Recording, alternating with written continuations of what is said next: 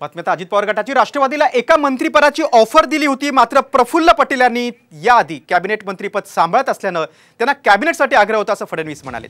त्यामुळे अजित गटाच्या मंत्रिपदाबाबत निर्णय नंतर होईल अशी प्रतिक्रिया उपमुख्यमंत्री देवेंद्र फडणवीस यांनी दिली। दरम्यान भाजपने आम्हाला कॅबिनेट मंत्रिपदाचं आश्वासन दिले, आम्ही थांबायला तयार आहोत असं काही वेळापूर्वी अजित पवारांनी माध्यमांशी संवाद साधताना दिल्लीत सांगितलं।